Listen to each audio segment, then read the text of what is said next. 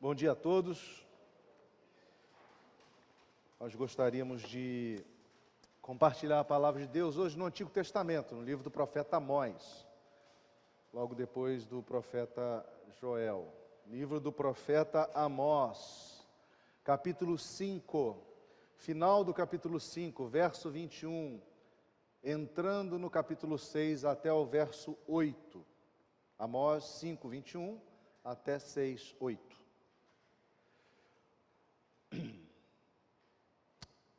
Diz assim a palavra do Senhor: aborreço, desprezo as vossas festas, e com as vossas assembleias solenes não tenho nenhum prazer. E ainda que me ofereçais holocaustos e vossas ofertas de manjares, não me agradarei deles, nem atentarei para as ofertas pacíficas de vossos animais cevados. Afasta de mim o estrépito dos teus cânticos, porque não ouvirei as melodias das tuas liras. Antes, corra o juízo como as águas, e a justiça como o ribeiro perene. Apresentaste-me vós sacrifícios e ofertas de manjares no deserto por 40 anos, ó casa de Israel? Sim, levastes Sicute, vosso rei, Quium, vossa imagem, e o vosso Deus estrela, que fizeste para vós mesmos. Por isso, vos desterrarei para além de Damasco, diz o Senhor, cujo nome é Deus dos exércitos. Ai dos que andam à vontade em Sião, e dos que vivem sem receio no monte de Samaria, homens notáveis da principal das nações, aos quais vem a casa de Israel. Passai a Calné e vede, e dali ide a grande Amate. Depois, descei a Gate dos filisteus. Sois melhores que estes reinos? Ou será maior o seu território do que o vosso território? Vós que imaginais estar longe o dia mau e fazeis chegar o trono da violência, que dormis em camas de marfim e vos espreguiçais sobre o vosso leito e comeis os cordeiros do rebanho e os bezerros do cevadouro, que cantais à toa ao som da lira e inventais como Davi instrumentos músicos para vós outros, que bebeis vinho e taça e vos ungis com mais excelente óleo, mas não vos afligis com a ruína de José? Portanto, agora ireis em cativeiro entre os primeiros que forem levados cativos, e cessarão as pândegas dos espreguiçadores. Jurou o Senhor Deus por si mesmo, o Senhor Deus dos exércitos, e disse: abomino a soberba de Jacó, e odeio os seus castelos, e abandonarei a cidade e tudo que nela há.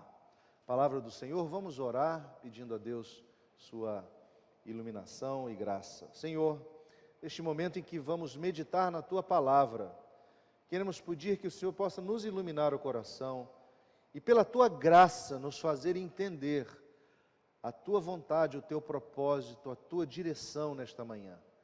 Que o Senhor possa falar a cada coração, que o Senhor possa nos tirar do nosso lugar de conforto e, ó Deus, mostrar-nos o caminho que devemos seguir. Muito obrigado, porque a Tua palavra é verdade. Muito obrigado, porque o Teu Espírito nos auxilia. Toma assim as nossas mentes cativas a Jesus Cristo, nós te pedimos, Senhor, em nome dEle mesmo. Amém. Meus irmãos, Deus nos deu uma oportunidade, não faz muitos anos, 3 anos atrás, de visitarmos a cidade de Amsterdã, lá na Holanda. E foi uma visita muito agradável, cidade muito bonita, com muita história, mas uma coisa aconteceu ali que me causou profundo escândalo. Num dia que eu estava passeando com a família pelo centro, eu me deparei com uma das igrejas mais antigas de Amsterdã, lindíssima igreja, chamada Nieuwe Kerk, que é a igreja nova igreja de Amsterdã. E o que me causou espanto e choque naquele dia, foi que na fachada dessa igreja, e para você colocar em contexto, imagine a igreja do Rio, tá? A fachada da igreja do Rio é alta, né? Imagine na frente da igreja um banner de 10 metros, onde estava escrito assim: venha conhecer a vida de Buda.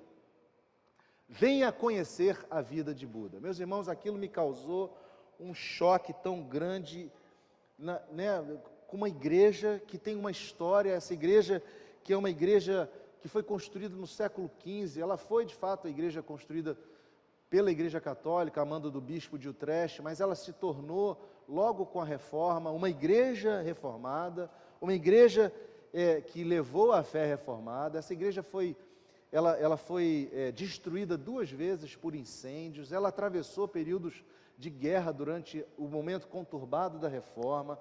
Essa igreja teve uma destruição por completa no ano de 1645 e, por fim, ela também atravessou a Segunda Guerra Mundial e resistiu, porque a Amsterdã foi literalmente muito afetada, né?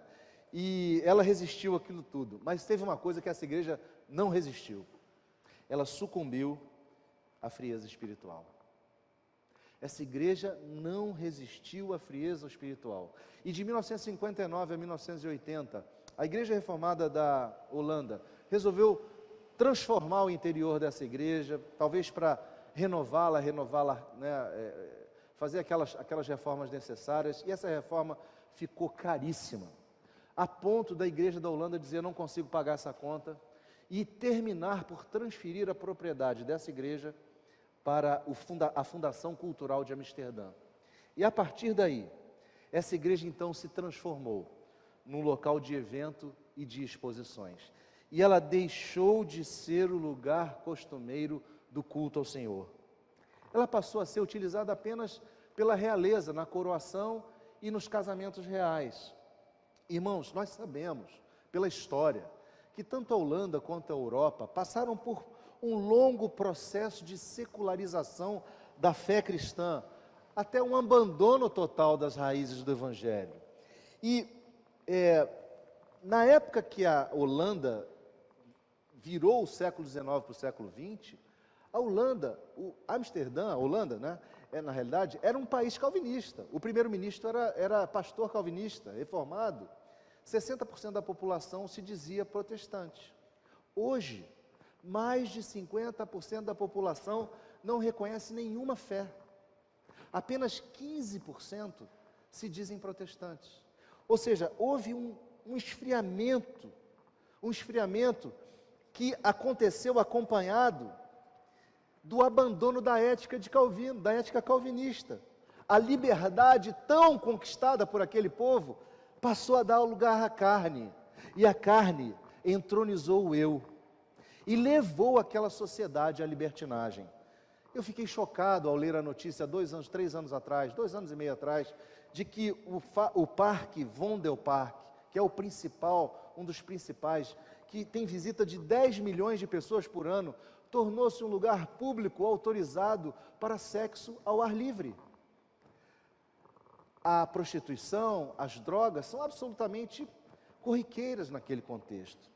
Meus irmãos, tantas igrejas lindas, tanto bem-estar social, porque é uma sociedade equilibrada com bem-estar social, tanta cultura, mas tanta frieza espiritual. Onde está o perigo? Onde está a razão dessa frieza? E eu, esta manhã, queria propor a vocês, na nossa meditação, o tema combatendo a frieza espiritual. E eu queria olhar para esse texto de Amós, tentar resgatar o contexto e ver que características naquela sociedade de Israel encontramos semelhantes aos nossos dias. O contexto desse texto de Amós é um contexto onde vemos Israel passando por um processo de profunda prosperidade. Por volta de meados do século VIII a.C., Amós escreve este livro. Ele era contemporâneo de Isaías, de Oséias e de Jonas. E o povo de Israel ali, tanto a nação do norte quanto do sul, passava por uma prosperidade ao longo do reino de Jeroboão II, por 41 anos, que, a exemplo de seu pai Joás, restabeleceu as fronteiras de Israel.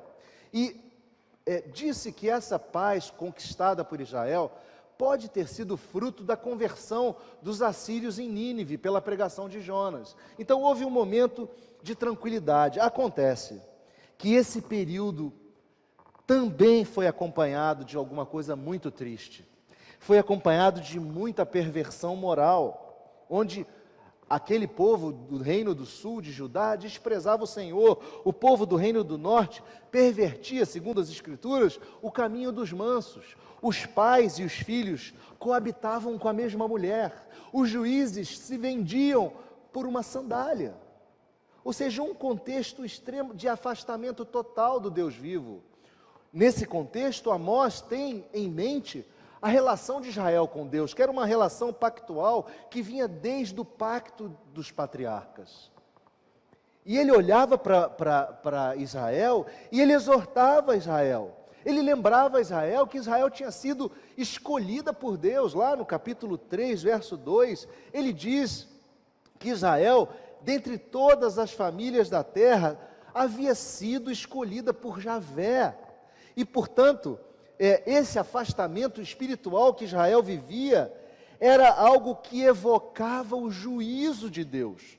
A acusação, no capítulo 3, no verso 10, ela é muito objetiva, muito clara. Israel não sabe fazer o que é reto e entesoura nos seus castelos a violência e a devastação. Meus irmãos, no dia em que Deus haveria de manifestar o seu juízo contra Israel, ele derrubaria as casas de inverno, as casas de verão, as casas de marfim, as grandes casas, o que indica a prosperidade daquele povo. Portanto, nesse contexto da vida de Israel, há 3 aspectos que eu queria pensar, que tem muito a ver com o nosso contexto hoje, e que parecem marcar de fato o caminho da frieza espiritual, da cegueira espiritual, que são o seguinte: o primeiro deles, o descaso com o culto. O descaso com o culto. Diz o verso 21 do capítulo 5, que lemos: aborreço, desprezo as vossas festas, e com as vossas assembleias solenes não tenho nenhum prazer. E ainda que me ofereçais holocaustos e vossas ofertas de manjares, não me agradarei deles, nem atentarei para as ofertas pacíficas de vossos animais cevados. Afasta de mim o estrépito dos teus cânticos, porque não ouvirei as melodias das tuas liras. Amós, quando escreve isso, ele tem em mente a referência daquelas 3 festas anuais que os judeus celebravam subindo a Jerusalém no templo: a festa dos pães asmos, dos tabernáculos e do Pentecoste. Deus, irmãos, não aceitava tais atos de culto, tais festas, porque elas estavam sendo feitas de forma insincera, de qualquer jeito, feitos para cumprir tabela, para cumprir tradição, sem o entendimento de que o culto desdobra-se de fato em atitudes práticas do dia a dia, que devem refletir a ética daqueles que se congregam no templo e creem naquilo que professam no templo.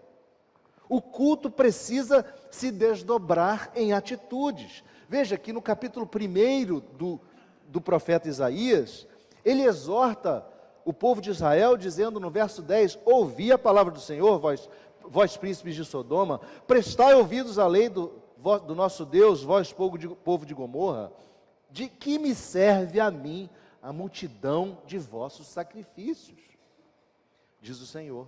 Eu estou farto dos holocaustos, de carneiros e da gordura de animais cevados, e não me agrado do sangue de novilhos, nem de cordeiros, nem de bodes. Quando vindes para comparecer perante mim, quem vos requereu o só pisardes os meus átrios? Não continueis a trazer ofertas vãs, o incenso é para mim abominação, e também as festas da lua nova, os sábados e a convocação das congregações. Não posso suportar iniquidade associada ao ajuntamento solene, as vossas festas da lua nova, as vossas solenidades, a minha alma as aborrece, já me são pesadas, estou cansado de as sofrer. Pelo que quando estendeis as mãos, eu escondo de vós os olhos. Sim, quando multiplicais as vossas orações, não as ouço, porque as vossas mãos estão cheias de sangue. Lavai-vos, purificai-vos, tirai a maldade dos vossos atos diante dos meus olhos. Cessai de fazer o mal, aprendei a fazer o bem, atendei à justiça, repreendei o opressor, defendei o direito do órfão, pleiteai a causa das viúvas. Meus irmãos, nós precisamos entender que culto desemboca em ética, culto desemboca em atitude. Não há como nós virmos ao culto adorar a Deus e sairmos daqui e não vivermos de acordo com aquilo que nós professamos. Por outro lado, não dá também para ficarmos em nossas casas ou onde estamos, simplesmente porque estamos encabulados com o nosso pecado, porque sabemos que temos agido erroneamente, temos errado na nossa ética. Meus irmãos, prestar culto leva-nos ao arrependimento. E o arrependimento nos afasta da frieza espiritual. A disposição dos nossos corações para adorarmos a Deus, ela tem que ser uma resposta consciente ao chamado que Deus mesmo nos faz para estarmos aqui em adoração. Ao prestarmos culto a Deus, meus irmãos, nós respondemos à convocação que o próprio Deus nos faz. Prestar o culto a Deus mantém o nosso coração aquecido.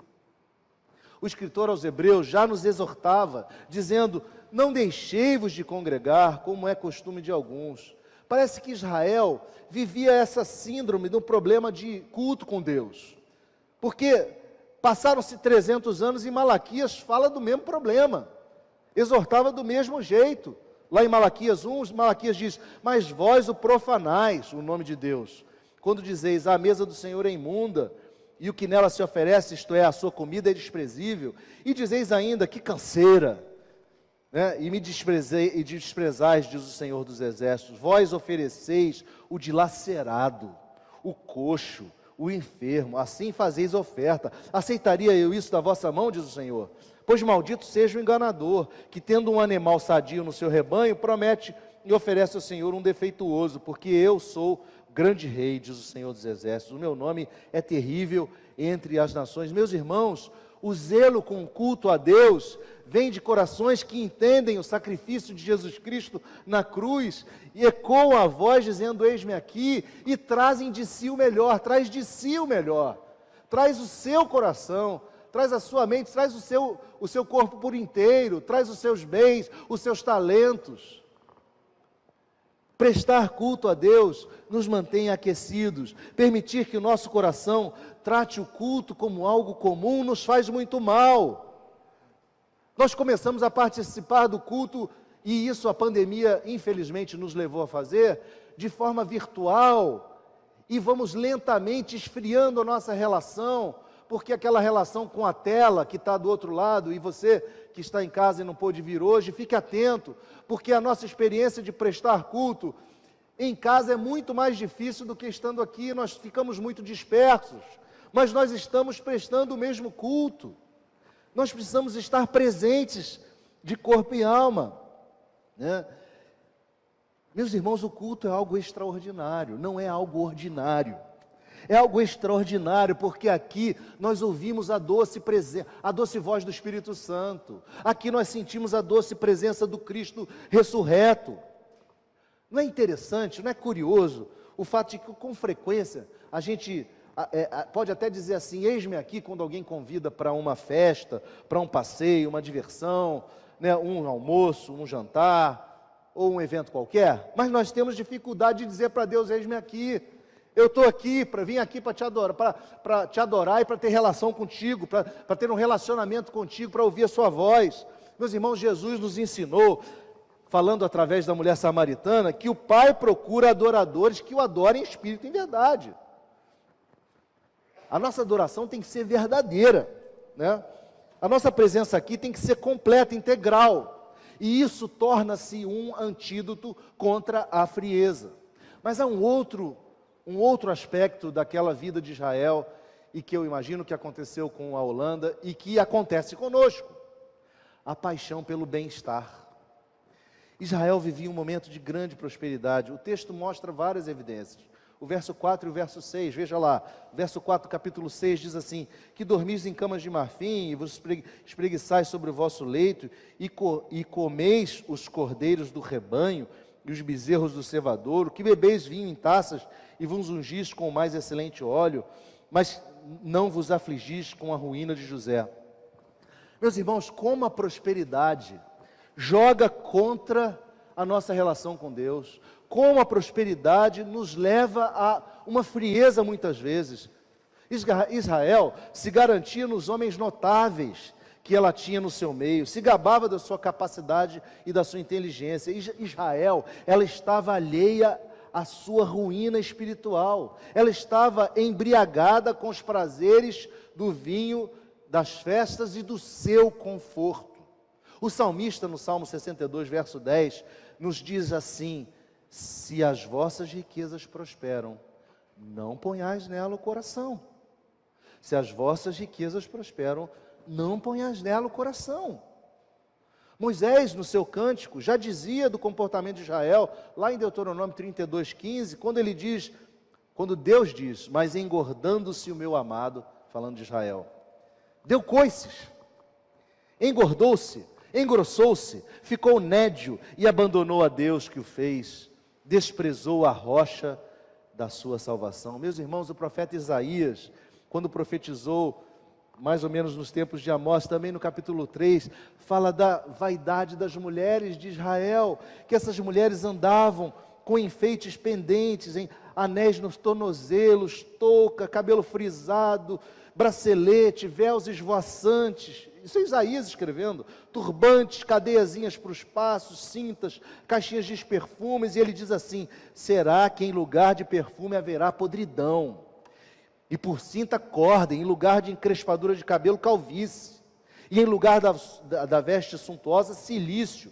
a marca de fogo e em lugar de formosura. Os teus homens cairão à espada e os teus valentes na guerra, as suas portas chorarão e estarão de luto. Sião desolada se sentará em terra. Meus irmãos, a arrogância e a atitude de Israel, com o seu conforto, com a idolatria do seu conforto, a afastou de Deus. O conforto, o bem-estar, as vaidades da vida, muitas vezes nos levam a adormecer a alma, irmãos. Nós nos sentimos, às vezes, orgulhosos do que conseguimos com os nossos esforços, nós nos tornamos arrogantes, nós concluímos que o mérito é nosso, aquilo que a gente conseguiu fazer foi com muito esforço, e tudo que a gente faz é para o nosso prazer, e isso vai nos tirando o foco, vai nos esfriando. Nós esquecemos, irmãos, de transbordar na direção do próximo. Nós desprezamos o compartilhar das bênçãos materiais com os outros. Nós temos uma facilidade enorme em esquecermos de Deus quando tudo vai bem, não é mesmo? Nós somos arrebatados pelos prazeres e pelo conforto da vida. A nossa geração idolatra o conforto. A única forma, irmãos, de não deixarmos esfriarmos espiritualmente, pelo nosso bem-estar, é percebermos o quanto as bênçãos que recebemos do Senhor podem transformar a vida daqueles que estão próximos de nós. E isso é possível quando nós dizemos e ecoamos: eis-me aqui, eis aqui o que eu tenho. Quando nós dizemos a Deus: Senhor, tudo é teu, tudo que temos é teu, usa conforme o teu querer. Quando dizemos: Senhor, eis-me aqui para transbordar o meu bem-estar na direção do meu próximo. Meus irmãos, isso sim pode nos manter aquecidos espiritualmente. Não nos deixemos ficar reféns das coisas que temos, da prosperidade que alcançamos. Essas coisas existem para servir a Deus, para servir a nossa vida e servir ao próximo. Mas há um terceiro e último aspecto que a gente pode observar nesse texto, na história de Amsterdã e também no nosso tempo. E eu quero dizer que a paixão pela cultura pode ser a causa do nosso esfriamento espiritual. Irmãos, cultura e religião estão muito ligados. O professor do Calvin College, lá nos Estados Unidos, chamado Henry Van Til, ele escreve no seu livro o que é o conceito calvinista de cultura. Ele diz assim: a cultura, abre aspas, a cultura nunca é neutra. A cultura tem relação com o mundo dos valores e todas as culturas são irredutivelmente orientadas pelo valor. Meus irmãos, a cultura expressa as inclinações do coração humano. A cultura, nesse sentido, ela é teorreferente, porque só há duas opções: corações que caminham na direção de Deus e corações que em rebeldia se afastam de Deus. A cultura serve a um desses dois caminhos, portanto ela é teorreferente. E é interessante o quanto isso se mostra na história da humanidade. A gente vê o movimento barroco, onde o sagrado estava no centro da expressão cultural, das artes, e aí a evolução para o movimento renascentista, quando o homem assume o centro e o sagrado sai do primeiro plano e passa a estar atrás nas pinturas. Antes o menino Jesus estava na frente de uma pintura, atrás a família de Jesus, no Renascimento a família de Jesus passa atrás e o detalhe das flores, das frutas do cenário é o que importa. A cultura reflete o coração, a cultura reflete o movimento da humanidade, a cosmovisão daquele momento.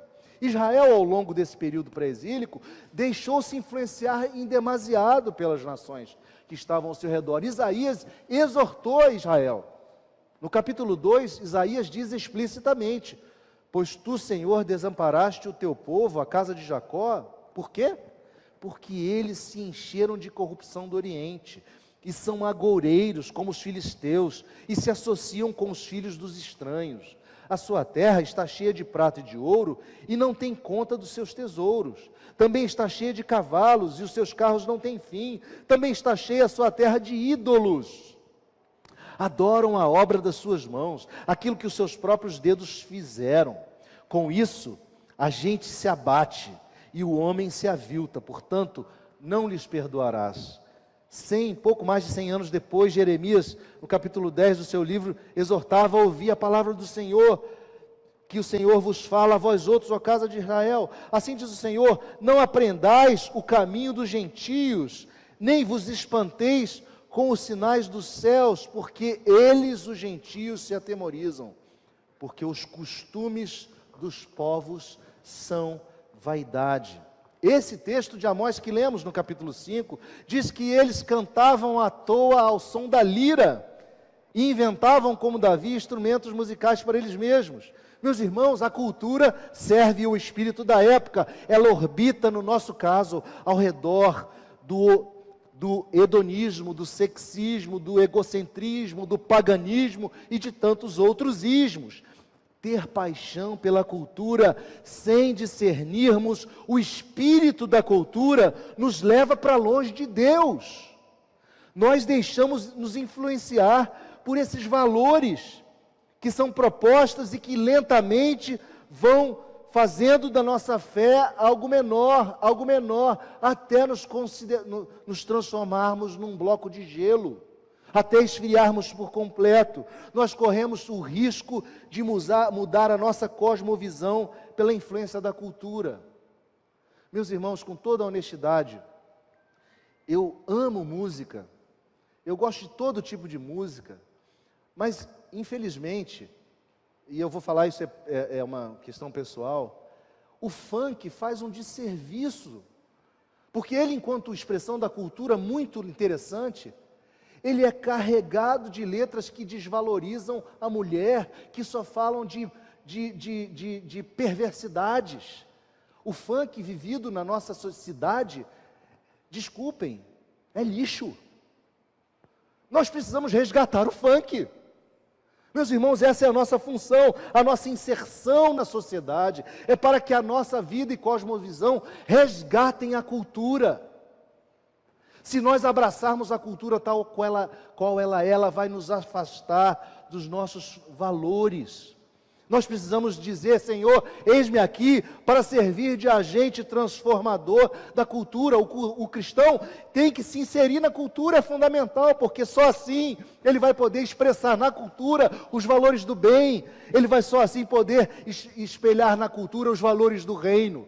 Se nós não nos misturarmos, a coisa vai de mal a pior. Agora, nós não podemos nos misturar e abraçar esses valores como sendo verdadeiros e cristãos. Simplesmente não podemos. Nós devemos amar a cultura, não para que vivamos por ela, mas para que ela seja resgatada pelos valores do reino de Jesus Cristo, meus irmãos. Eu queria concluir dizendo que eu tenho muito, muito medo que nós nos deixemos nos transformar como aquela igreja do centro de Amsterdã. Uma catedral linda por fora, mas que ecoa por dentro um silêncio do vazio interior. Ela ecoa por dentro o silêncio do vazio interior, que só serve para visitas superficiais, que não se deixa desfrutar da comunhão, pois ela está mais preocupada com o seu custo de funcionamento, que desiste de ser um farol a pulsar no meio daquela cidade. Eu tenho muito medo, irmãos, que nós nos deixemos levar pelas propostas de um mundo que vive pelo prazer e para o prazer. Que eu me preocupo, tenho muito medo que vivamos para o conforto, e assim lentamente começamos a desprezar o culto, a viver para nós mesmos, a gostarmos do nosso bem-estar, que ali na casa de cada um, a abraçarmos a cultura, né, sem nenhum crivo, sem nenhuma crítica, sem nenhum engajamento transformador. E assim, meus irmãos, frios, vazios, duvidemos da fé. Que Deus possa permitir que ecoe no nosso peito o desejo de gritar: eis-me aqui, Senhor, usa-me a mim. Eis-me aqui, Senhor, para te prestar culto. Eis-me aqui, Senhor, para oferecer meus bens. Eis-me aqui, Senhor, para transformar a cultura. Que o Senhor nos ajude, e que assim, e só assim, porque assim e só assim, nós vamos conseguir combater a frieza espiritual.